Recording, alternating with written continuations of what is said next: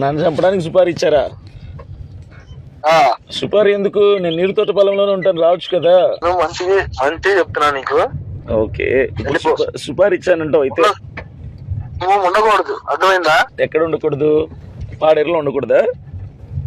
అవును. అవునా, సరేనా, అలాగే చేద్దాంలేండి.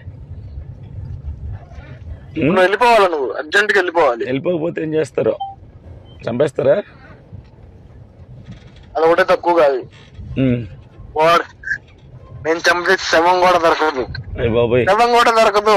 సరే అన్న, అయితే పని చేయండి, మొదలు పెట్టండి. ఇంక మరి చంపే ప్రయత్నం చేసేయండి. లేట్ ఎందుకు? అభినయ్, నా మాటిని 4 రోజులు బతకాలనుకుంటా, నుంచి వెళ్ళిపో. 4 రోజులు కాదు కానీ ఒక్క రోజు బతికినా చాలు మగాడిలాగా. నీలాగా ఆడంగోడ్లాగా నేను ఒక్క రోజులు బతకాల్సిన పని లేదు. నువ్వు చంపుతాన్నావు కదా, చేస్తా. నేనేంటో తెలుసా? నువ్వేంటో మీ అమ్మని అడిగి చెప్తుంది కానీ నేను వీడియో కాల్ చేస్తాను. నా ఫేస్ చూపిస్తావరా? వణుకుతారు. నీ స్టేటస్ ఏంటో తెలిస్తే మొహం చూపించు. విజయనగరం ప్రజలు వణుకుతారు. విజయనగరం వెళ్ళి భయపెట్టుకో. అయితే నన్ను ఎందుకు భయపడతా? నేను విజయనగరం కాదు కదరా, కడప కదా నాది. కాదురా, వాళ్ళు 100 రూపాయలు ఇచ్చి వాళ్ళు మళ్ళీ తయారు చేసుకుంటా. ఎవరికి? ఎవరికి రా? కాదు, పాపం వాళ్ళు కూలీ చేసుకునే పనులకి 100 రూపాయలు ఇచ్చి నా ఎండ తిరగండి, ఫేమస్ అవుతాను నేను. నువ్వా? చేద్దాం.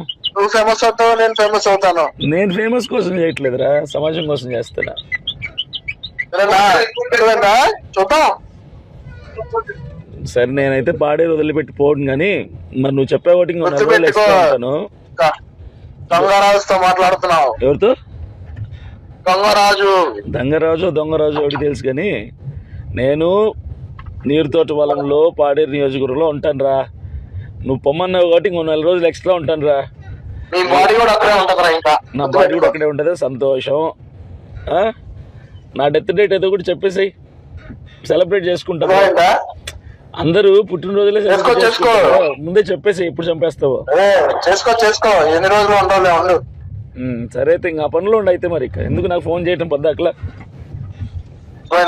అర్థమైంది. సరే, సుపారీ ఇచ్చావు, చంపించేస్తాను. చంపించు మరి,